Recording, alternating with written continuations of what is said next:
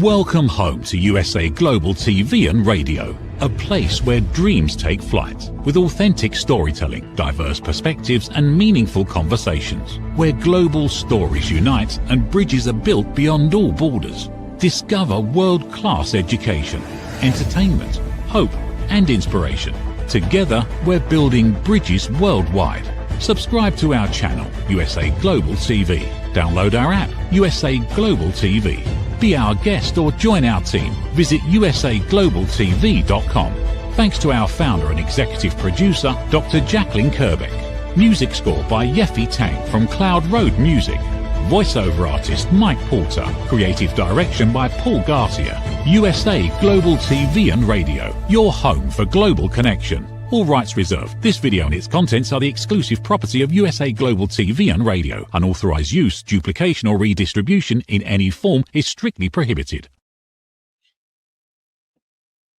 Hello and welcome. Good morning, good afternoon, and good evening. This is USA Global TV and Radio, and we proudly provide world-class education, entertainment, hope, and inspiration. I'm Dr. Jacalyn and KERBECK, and I want to give a special shout out to our friends at E360 TV. Thank you so much for distributing our program. So this is a woman's prerogative, and if you've never joined us before, welcome. We actually have 2 episodes of a woman's prerogative every week. Why? Because there's so much to talk about. Yay! So today, wherever you are, we're going to be talking about detoxing from the drama, raising the standards and lowering the noise. So if you've ever been here before, you know I'm not alone. The star of our show is actually an entire day ahead, a season ahead, and a lot of thought process ahead of where we are. So let's welcome Mariska Dria to the show, and then we'll do her introduction. Hello, how are you? Hello. Very good. And you? I'm not sure about the thought process ahead, but yes, for all the other ones, I do have a tendency to be a little bit ahead of where you are. Well, the reason why I said that was because you are in the first part of your day. I'm in the last part of my day. So I think you are probably mentally further ahead than where I am right now. So for people joining us for the first time, tell us where in the world you are and what you're doing there. So I am all the way in Australia. If you are in the Asian Pacific area, that would be close to me. If you are, however, not in the Asian Pacific area and on the other side of the planet, like Dr. Jacalyn, that's a little bit further away from me. And what I do is I coach as well as train leaders within the human space. So being a little bit more human in our environment so that we can bring the best out of our team members, as well as, first and foremost, ourselves. So doesn't matter whether you have or have not got the title of leader, thinking about stepping into leadership within a formal setting, or whether you are just leading within your own life. These are skills that we can use in a wide variety of spaces. And typically I try to apply them in the work environment. And as I said, we can also just apply them with our families, with our friends, in other areas as well. So they are always good skills to have, utilize, as well as get a little bit more familiar with and better at, because it makes us better humans in general. So that's what I do and where I'm from. And I cannot wait to see what comes up in our topic today. Well, thank you so much. And by the way, I want to encourage audience participation. If you are positive and you want to share something positive and encouraging, we don't want to hear your political views or your negativity. Sorry, take it somewhere else. Okay, so today's topic, this afternoon's topic is detoxing from drama. So do you ever recall a conversation? Maybe you were part of it. You were the one doing the talking or you're the one doing the listening. And this person or you were just complaining and going on and on and on about something that seems so trivial when you look back. But at the time, it was a big issue. Have you ever been part of something like that, Mariska? Well, I could think of a number of different occasions where that might have Slipped in. Yes. Thank you for your honesty and candor. I appreciate it. So, when we look at everything that can possibly go on in our life, sometimes there are these little teeny tiny annoying things. And maybe in one day we might have more than one because we're in the kind of frame of mind where it seems like everything's going wrong. And so everything doesn't go our way. So, we have different ways of processing that. We can actually take the high road, or we can take the low road, meaning we can come from a positive place or we can come from a negative place. So you have extensive amount of experience coaching people, you have significant credentials. What do you do when you have someone who finds themselves constantly surrounded by drama? Wow. Well, luckily I don't have anybody that's constantly surrounded by drama, but as you mentioned, drama does come up. And we do have a tendency to, I almost think about drama as mold. So we have a tendency to have areas in our life where we might be cultivating some mold. And then other areas where we actually let the space breathe, get in fresh air, make sure that there's some healthy processes and cleaning that takes place, so it doesn't cultivate any moldy things. So within the drama, when it is, especially when it comes up within a coaching conversation, first and foremost, what I typically tend to do is turn that little mirror so that we can see what it is that we are doing that might be contributing to this thing. As you mentioned a little bit earlier on, Dr. Jacalyn, we can choose to take the high road or maybe the lower road where we are playing into this more and we are taking the bait and we are cultivating our little moldy experience. So understanding what we are contributing to it. Drama does not just happen by itself. It's not possible for it to happen by itself. It needs interaction from different places. So that's the first thing that we do. And especially in coaching conversations, I mean, and just in general life, the only thing, the only person, the only actions and behaviors we can ever change is our own. We can try to influence the other person, but we cannot change their behaviors, their thought patterns. That's up to them to do. So we can only do it for ourselves. So that's where I would start first. Dr. Jacalyn is taking the mirror and looking into it and seeing what the hell I am contributing to this that might be causing it, and or just staying in it might be part of that, right? How about you? I love that. Thank you. And for anyone who's wondering, we're talking about drama. And sometimes people like to stir the pot. They like to be in the center of the drama. They like to cause the drama, or sometimes they like to help perpetuate the drama. And I call that stepping into the fire, where you help make the flames go higher and higher. And I don't want to be anywhere near any of that. I have to say, when I was younger, I was in the midst of drama, and I did cause a lot of it because of the way I reacted. So even though something happened that was out of my control, the way I responded was inviting drama. So that's what we're really talking about today, folks. If you find that your life is chaotic and filled with drama, as Mariska said, you look in the mirror and think to yourself, what role am I playing in this? How did I show up when the drama started? So let's go from there, Mariska. The person looks in the mirror and they go, ah. And after that, they say, you know what? I have all this drama going on and I don't really know what my role is or what I did to cause it. How do they start to come to terms with that, to understand their role? Well, I think first off, it's while you are looking in the mirror, right? Just noticing, just seeing what is it that you are noticing? What is it that you are seeing? What roles might you be perceiving is being played? If you don't have any clue whatsoever what might be going on, there is frameworks out there, like, for example, the drama triangle. That's quite often used within the psychiatry space. We also use it within the coaching space. to see what role you might be contributing to. And it might be something like, so if we look at the drama triangle, you get the prosecutor, the victim, and the rescuer. And you might think that, oh yeah, I am the rescuer, so I'm doing a good job in this space. But by playing a rescuer, we are sending a victim further into victimhood. And we might be sending a prosecutor further into prosecution. We also, if we are the rescuer, when we go to the prosecutor because we want to help the victim, we become the prosecutor.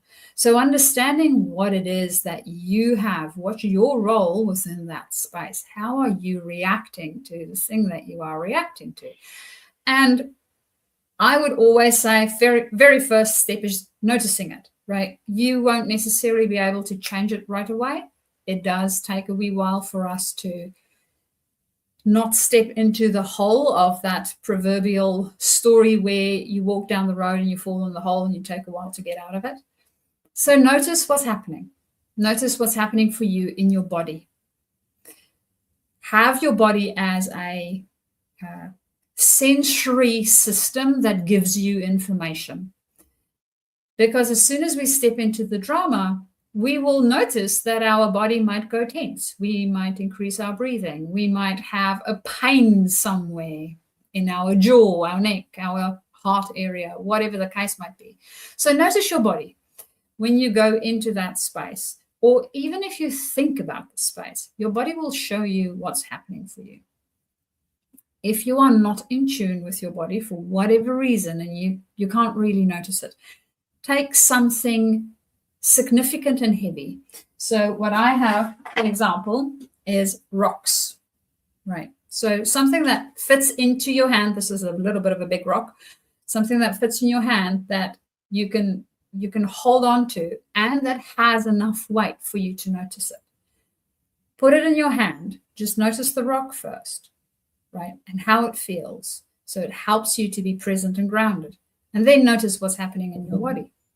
And just the noticing at the beginning would be a very good, effective first step for us to then step into the next step. Dr. Jacalyn, what would you say would be your first step when you don't want to step into dramas anymore? Well, I appreciate what you shared. I think the first step is realizing that it's okay, that you don't have to feel shame and blame. You just have to accept ownership and accountability, responsibility, and say, you know what, I do have a role in this. And then from there, it's what is the solution? Am I capable of making changes, or do I need some help? Do I need to talk to a coach or a mentor? And if it's mental health related, maybe a therapist, a family counselor, who knows?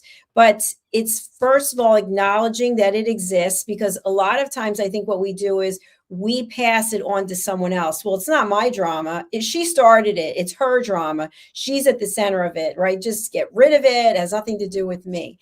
But yet, because we actually are looking at it and not accepting any responsibility, that's a red flag.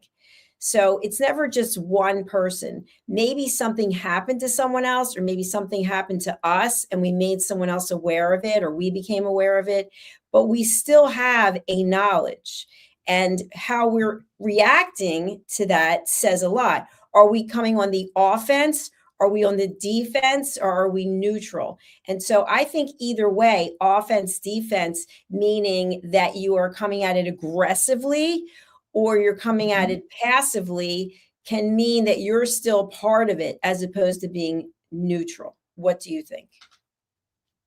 That is very true. And I think it is around looking in the mirror and realizing that we have a part and we need to take responsibility for whatever size of the part it is. Because if we don't do that and we just put it onto somebody else or the situation or the whatever, we still have a reaction, right? And that reaction isn't anybody else that has the reaction other than us. We have the reaction. The thing might have happened. Good, bad, ugly, doesn't really matter. It might be a human, it might be nature, it might be a whole bunch of different things that had an influence on it. But we are having the reaction to the thing.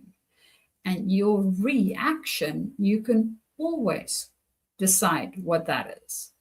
So to your point, Dr. Jacalyn, being it a defense, offense, or a neutral stance, we have the choice. And if we don't pause and notice it so that we can choose, then we'll just go into the same old cycles. But we need to pause so we can notice, so we can choose. Absolutely. And so the tagline for our episode today is raising your standards, lowering the noise. And I want to talk a little bit about lowering the noise.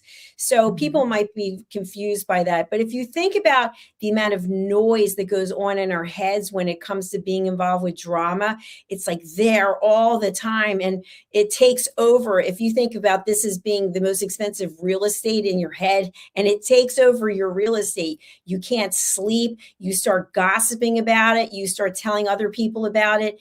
But you've never actually acknowledged that you're part of it, number one.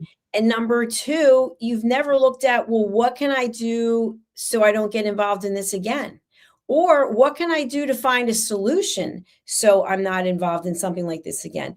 And when that doesn't happen, it's a repeat pattern. And so some people are always surrounded by drama. It reminds me of, I want to say, and I hope I get it right, from Charlie Brown. I think it's Linus, who always had like some kind of like, they had some kind of marks around him, like he, like a tumbleweed or something when he was walking. And I just imagine that we're surrounded by this energy, and it's negative energy, and people can feel it when you walk into a room. It's like, oh, drama is here. That's very true. And for those of us that has raised our standards and do not want to interact with it, it also means that, well, we won't interact with that person, right? Because we don't want to be a part of that noise, and we will take ourselves away from it.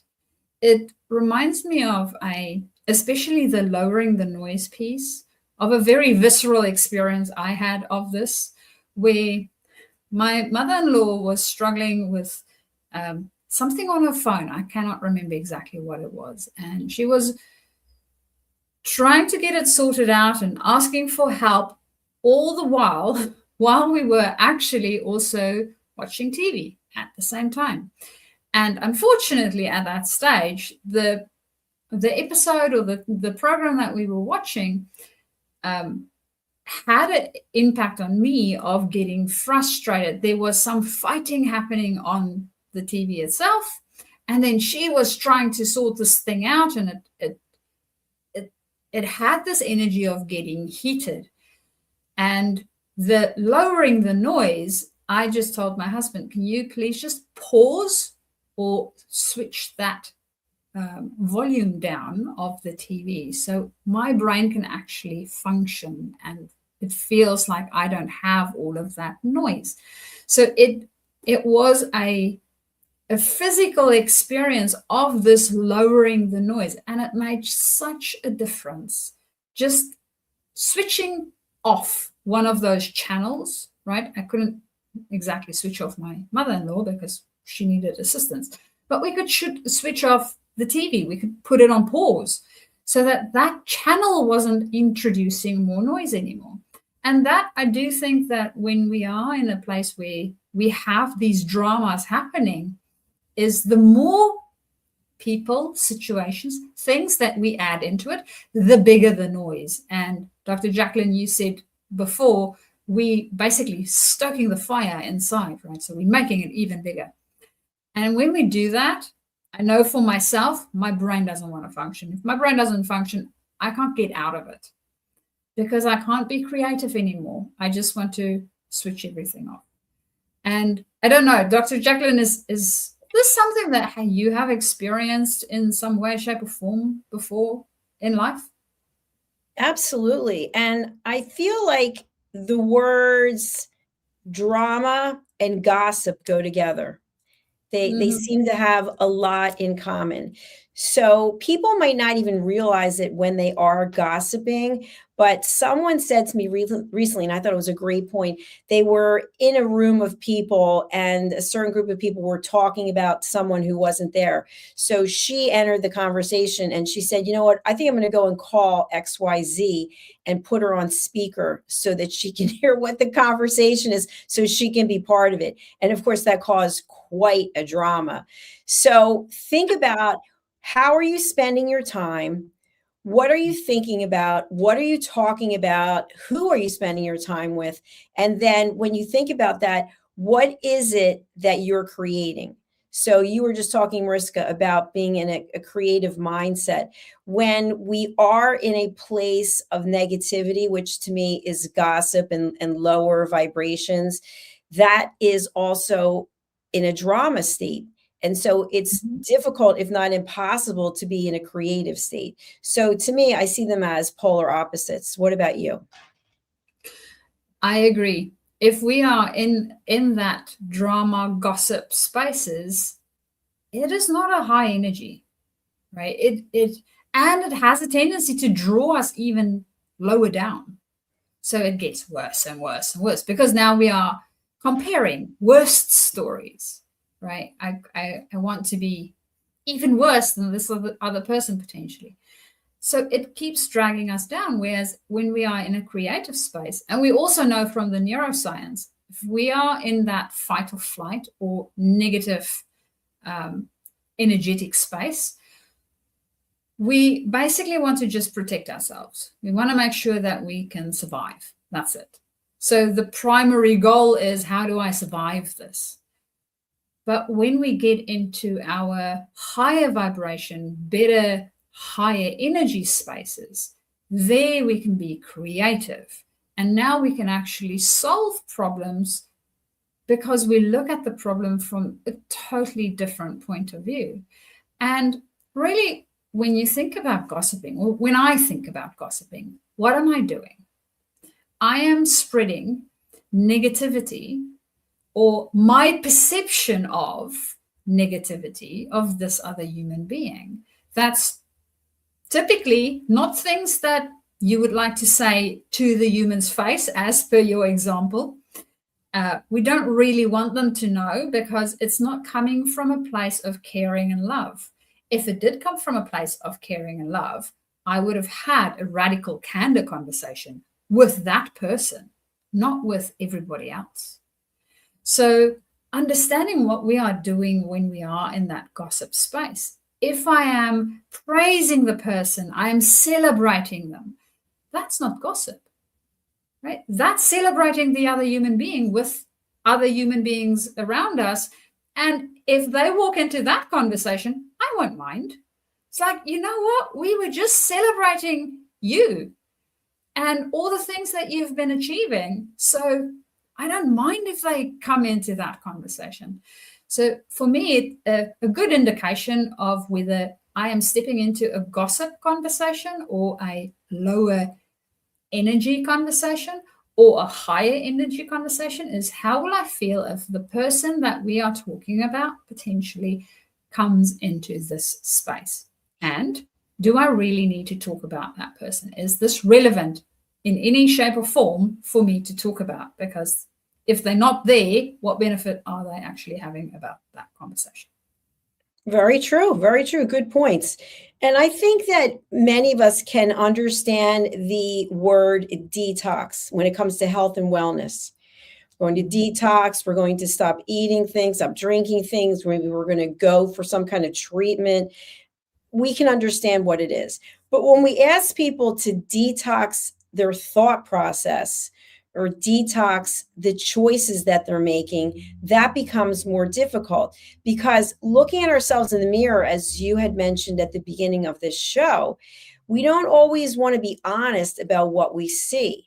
But what is clear is, if your life is filled with drama, you're not the only one who's going to see it.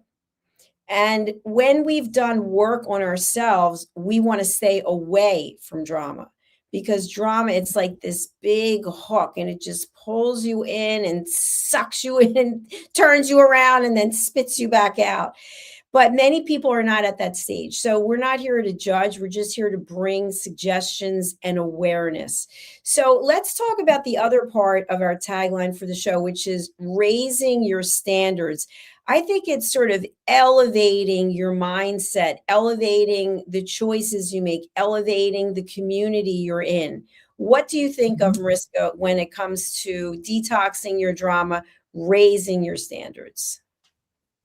I think when I look at raising my standards, one of the first things that come up for me is boundary setting.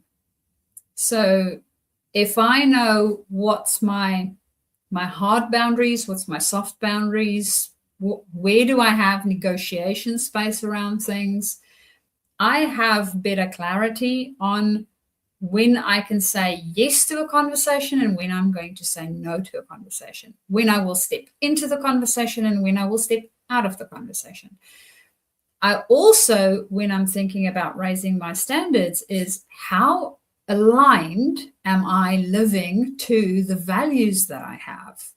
Because if I'm living in alignment with those and whatever value it is that you might have, it makes it a lot easier to then detox the drama out of your life, right? I mean, if it's not in alignment with you, don't interact with it. It's easy as that. It might be that we have environments or, as you mentioned, communities that might not be in alignment. So it really then goes back to the detoxing of it. Have a bit of a look at what's the things, who do I want to be as a human, right? Really look at myself in the mirror. Who do I want to be as a human?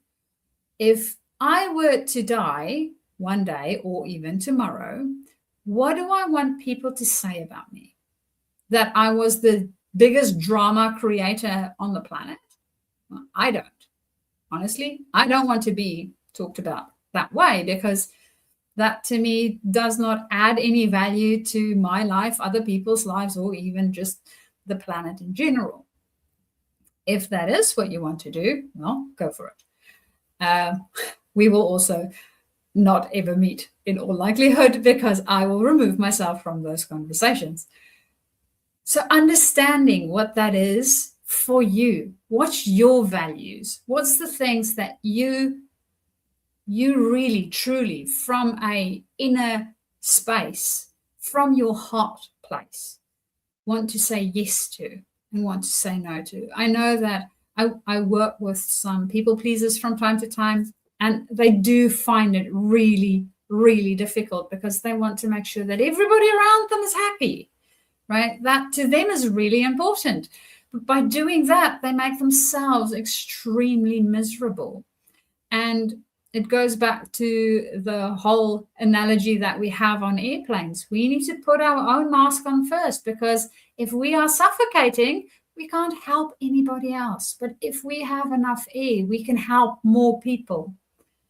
So understanding that we need to take care of ourselves first. And that's part of your raising your standards, making sure that you can be the best you can be. And if that means that you need to detox a few places in your life, going through your social circles, whether they are giving you life or taking it away, that's another great way, I think, for measuring for me whether this is a good energetic match or not, is understanding, is it giving me energy or is it draining energy? If it drains energy, right, what about it is draining? Because there's something wrong. And if there's something wrong, it most probably needs some detoxing. So it is toxic, hence the draining. It's killing me slowly. So any thoughts from your side, Dr. Jacalyn, there? Yes, actually, I have an example that I'd like us to look at with the time we have left today, because it's one that gets posted on social media quite often. So we're going somewhere. We're going to book a flight somewhere. And when we go to book the flight, we get to choose a seat. And typically, every time I've ever seen it, there's a diagram. And the diagram shows there are aisle seats, there are middle seats, and there are window seats. So we haven't booked early enough, and it looks like there's only middle seats left. So we get the middle seats, and then we get on the plane, and then we ask someone to switch with us, and we come up with whatever the situation is. And obviously, there are real situations. So a real situation is a person is pregnant, going to have a child. Now, was the person pregnant when they booked the flight? I don't know. Or there's a medical reason. There's all kinds of reasons that people can come up with. So my question to you is, and I'm not picking sides, I'm not going one way or another. Someone pays for a seat and they would know exactly what seat number they're going to sit in. And then they get on the plane and someone who paid more money for an aisle seat or a window seat is now asked to switch with the person in the middle. So to me, every time I've seen it, that's not true. Maybe one or two times it didn't happen this way, but there's always some kind of drama because the person in the middle seats starts to accuse the person, insult the person, put the person down, and the person who paid for the seat defends themselves, and then the drama ensues.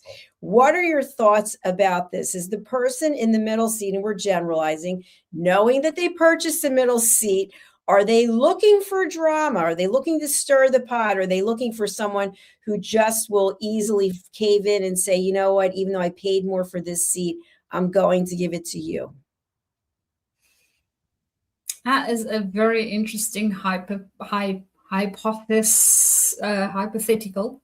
Yes, but real, actual real situation. It happens quite a lot.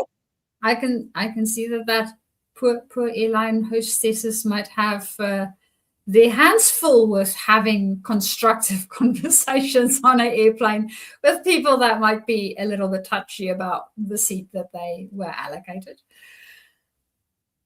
I think it is really situation dependent. So what is the physical requirement for it, right? Is what is there, what isn't there? So as you were explaining that, one of the things that I thought about is, you know, those seats that you get that's close to the, if in case of an emergency, you need to block these doors out. Yep. So if you are in the exit row, they give you a whole, are you capable of doing that? And now those seats typically is more expensive because you have more leg room. And if you have vision problems, you're too old, you have disability of any sort, right? Even if you booked it, you can't sit there. It's not safe to sit there. So they will need to move you. And you don't have a choice in the moving. So if there is something like that, it becomes a negotiation. And to me, it's a negotiation. It's not a fight. It's a negotiation. We see how we can best help each other out. And typically, people don't wake up in the morning going, I'm going to be the most miserable person on the planet. I don't think people do that. Maybe some do, but typically I don't think they do that. And you don't go to an airport going, I want to be the most miserable person on the planet. And at airports, I know for myself in any case, it's stressful. It's just part of the nature of it. We get all put into a very small tin can, and then we are going to fly somewhere and we need to sit with whoever it is. And hopefully there's people around you that you can stand for that amount of time. And we aren't always lucky enough to have that. You might have crying babies and people talking very loudly or being drunk or whatever the case might be, right? So these other things that might impact it, and we can still all be human. So the thing that I would think about is if I'm going to defend or if I'm going to attack, both of them has an energy of pushing to it. So both of them has some, if I'm defending, I'm doing this, right? If I'm attacking, I'm doing this, but both of them pushes. And as soon as I push, the other person's going to push. So why not look at it from a, well, is this, for whatever reason, a valid thing? And it might be valid for them. And financially, how does that impact the whole thing? Is it a financial consideration that I need to take into account or not? Is the seats so much different? And is that something that needs to be accounted for, or can the person maybe go sit in a different area of the plane? I also know that they have manifests for a reason. So you are allocated a seat so that they can, in the case of an emergency, again, know who are sitting where and who is or isn't missing in the process.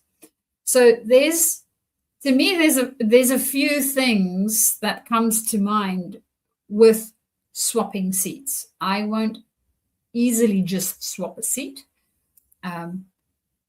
Not because I don't want to swap the seat, but because there is other regulatory implications to it as well that we need to keep in mind within that space. So that's a tricky one, Dr. Jacalyn.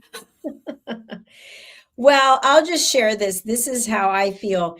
I feel like if you go on to book a flight and they don't have the seat that you want, go on another flight.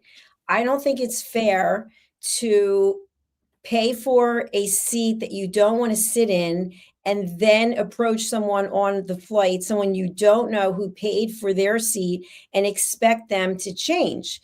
So this actually happened to me, just a quick story, on an international flight. I specifically picked the aisle seats, and a family came in and they wanted to sit together. They were sitting next to me. You know, the international flights have huge, I think they have 1, 2, 3, I don't know how many sets of seats, but a lot. Mm-hmm. And so there was one child who wasn't going to be sitting with, no, actually there were going to be 2 of them in the row ahead and then the rest.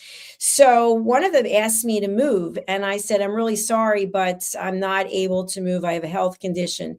And they made fun of me until they fell asleep. All they did was talk about me and belittle me. And I didn't get engaged. So when you think about drama, I did not engage in the drama because I thought to myself, the issue that you have is that you're not getting your way, that you thought you could bully me into doing what you wanted so you could get your way. But the truth is, when they booked the tickets, they saw that there was one seat that wasn't going to be with them. So then don't book the flight. So my point is, if you're not someone who's into drama, why create situations that are filled with drama? Get on the flight. Everyone sits where they're supposed to sit, and that's it. It's not forever. It's for a certain number of hours, just like on another international flight, there were 2 women who were sitting maybe 3 rows ahead. Everyone was sleeping. I had my noise canceling headphones on, and they talked at the top of their lungs. They were drinking and they had their lights on and they just kept talking and talking. So I didn't go and say anything to them because they have the right to sit where they are and do what they're doing. So my point is, don't put yourself in a situation that's going to cause drama if that's not what you want the outcome to be. Look at your own behavior and then make a decision that's conducive to peace. So that's where I'm always looking for, what are the peaceful decisions? And in the situation I gave about the family who was making fun of me, that was on them. Let them make fun of me because they're upset that they can't get their way. When you're booking your tickets, pick the seats that you want. And if you can't get the seats you want, book on a different flight. It's very simple. Yeah. Or arrange it. I mean, there's a saying, play the cards you're dealt. Yes. Right. So if you are in poker, you have to play whatever cards you have. And you can bluff or try to make as if you have a better hand potentially than you have. So then you start to play the people around you, but you need to still play the cards. And in a flight, the seats that you have is the seats that you have, right? So if for whatever reason the family couldn't all sit together in one row, well, then somebody's going to have to sit not in that row. And if you don't want the children to sit in a separate row for whatever reason, then one of the adults will have to sit in the other row. So it's easy enough to sort out.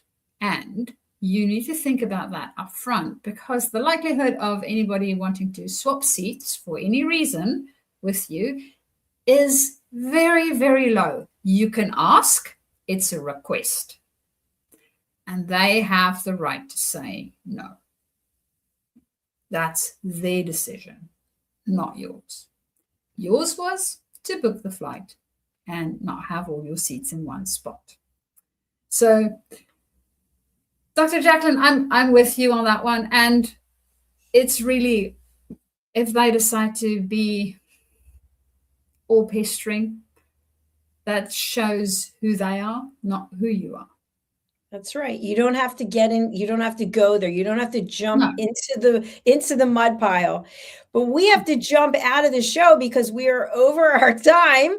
So, Mariska, it's another fun episode with you. Thank you so much. For people who are interested in working with you, who's a good client for you, and how would they reach you? Are you taking on new clients? Yes, taking on new clients. So if you are a leader wanting to step into leadership, so you are new to the process, or you want to step up within your leadership space, please do get hold of me so we can start working on, well, how to do not only that, but also bringing in more humanness into your area. And I'm also starting to work on development. So how do we develop ourselves? What's the process that we go through within our own spaces? It's still an exploratory place for me. So I will, in all likelihood, during this year, at some point, start to mention a little bit about that. So I thought I'd bring that in now so that you can start thinking about how your development works. And I would, of course, love to have conversations about that as well, because I love to hear what different people think about it, how they see it. It always enriches my own thinking too. So, and I love any enriched thinkings. All right. Thank you so much. We are showing your website. So for people who are on an audio platform only, Mariska, website is? Website is Journey, so Journey, 2, Discover, DISCOVER.com. And then you can also get me at Mariska, so MARISKA, at Journey2, Discover.com. Or alternatively, you can also find me on LinkedIn. So on LinkedIn, I would be Mariska Dria. If you are closely connected to me, if you are a little bit further away from me, I might show up as Mariska DU. And you can see the lovely photo that I have on my profile. So you know that you have found the right one. And from that space, you can just do a direct message and we can start our conversation. Beautiful. Thank you so much, Mariska. I appreciate you being here. And if you missed the beginning of our show, you can go over to our playlist, A Woman's Prerogative, on USA Global TV and Radio on YouTube. And also you can watch it live on E360 TV at the top of the hour. So Mariska, we'll see you again soon. Thank you. Bye for now. Bye. And for those who don't know, I actually have our YouTube Silver Creator Award right here. Here it is for surpassing 100,000 subscribers. And that's what we have there in the corner, if you can see. So I just wanted to share that with you because I have a new studio and it's prominently located in the studio. So if you haven't done so yet, drop whatever you're doing. That's right. Right now, drop what you're doing, please, and go over to subscribe on our YouTube channels. We have two of them, USA Global TV and Radio and Dr. Jacalyn KERBECK. If you'd like to be a guest on any of our shows, you can go to our website, which is, surprise, usaglobaltv.com. It's also usaglobaltvandradio.com, but that's longer to type. All right. I appreciate you being here. We're going to close out and we will see you next week, same time, same location. So thanks for being here. Bye for now. Thank you, viewers and listeners of USA Global TV and Radio, for joining us today. We're honoured to have your time and attention as part of our global community. At USA Global TV and Radio, we believe in the power of authentic conversations, meaningful connections, and creating a world of possibilities together. Want to be part of something bigger? Join our team of elevated listeners at usaglobaltv.com, a space where your voice matters and your ability to listen transforms relationships.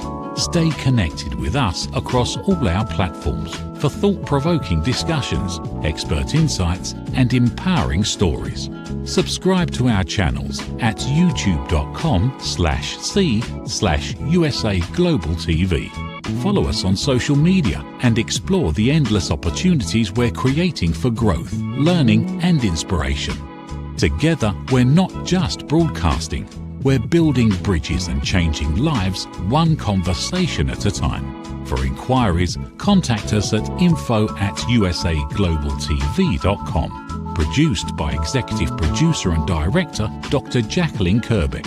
Voiceover by Mike Porter. Creative direction by Paul Garcia. All rights reserved. Visit usaglobaltv.com to view our full terms and conditions.